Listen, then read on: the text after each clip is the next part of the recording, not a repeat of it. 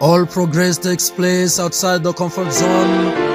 Amajambere yose abera hanze y'akarere k'itekaniro, akarere keza, hamwe umuntu yumva ari nko mwijuru rito, namba ariko no bivuga. Amajambere yose abera hanze y'umuzingi w'itekaniro, ntushobora gutera imbere na rimwe ukiri muri comfort zone. Naco uzigera ushika ko mu buzima namba wishimiye kwigumira muri comfort zone. Namba ushobora kuvyumva comfort zone canke zone de confort, ni hahandi umuntu yumva ari à l'aise kandi akaba ari we akontorora buri kimwe kimukikije, bitewe nuko yahisemwo kwibera umwami mu gihugu c'impumyi, kuko kumbure afise ijisho rimwe. Abantu benshi kw'isi twibereye muri comfort zone kuko ariko twakuze twigishwa.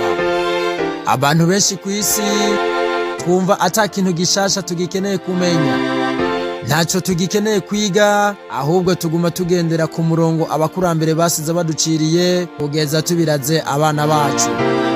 Iyo umuntu ari muri comfort zone nta terambere yigera abona mu vyo akora vyose, kuko aba afise ubwoba bwo gutera intambwe.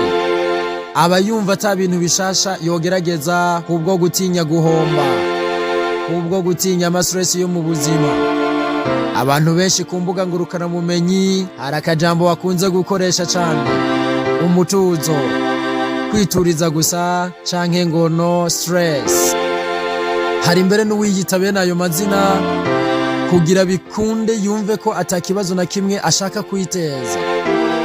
Intumbero yanje suku kunezereza akanya gato mu kukuroga, hama ngo uze uvyicuze ubuzima bwawe bwose, kuko ndazi neza ko inyosha mbi ingana umurozi. Intumbero ya kino kiganiro si iyo kugutera courage ngo komeza utuze, igumire mu mutuzo.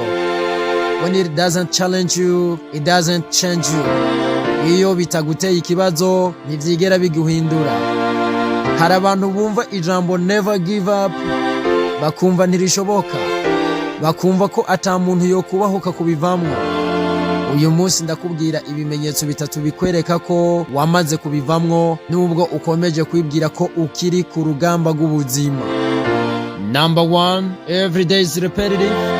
Umunsi wose wisubiramwo, uguma ukora vya bindi nyene muri bwa buryo nyene, nta kabijya wongeramwo, nta gaciro ubiha, mbere ntunabimara ubishira ku wundi munsi. Ahubwo mu kazi kawe uko wabikora mu myaka 5 iheze, n'ubu niko ukibikora, kandi utegekanya ko bizoguma uko nyene kugeza upfuye. Nta birebire, ubifata ibisanzwe, wibereye mu mutuzo, uri no stress. Ntukeneye gukora ibindi bintu bishasha kuko vyohava bikumena umutwe. Ariko ikibabaje nuko ushaka iterambere, uririmba iterambere buri munsi.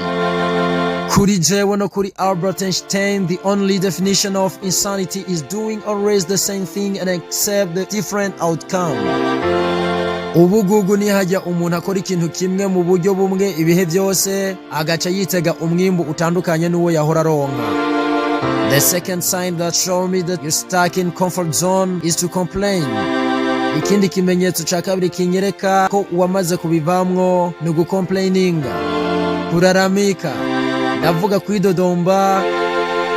Buri gihe iyo uhuye n'ibizazane uca widodomba, ukabona ko ivyo ukora utagakwiriye kuba ari ivyo ukora, finally bikarangira ubihagaritse hejuru yo kwitaho ibintu udashoboye gukontrola.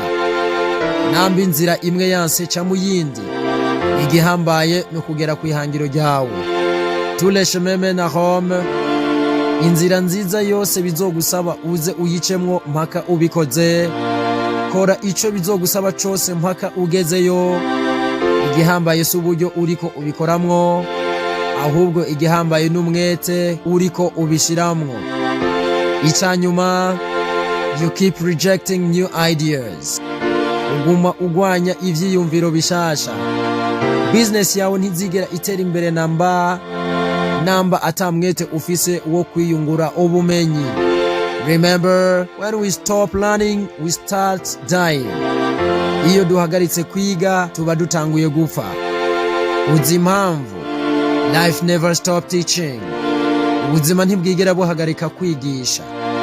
Ukiri muri buno buzima ubwirizwa kuguma wiga. Whenever you stop learning, you stop living. Igihe uhagaritse kwiga uba uhagaritse kubaho. I never lose, I either win or learn. Sinigera mpomba, ndatsinda canke nkaba nize. Nelson Mandela. Umutuzo siwo uzogushikana ku iterambere rirama. Twarabonye ko ubuzima bukomerera bamwe babworosha.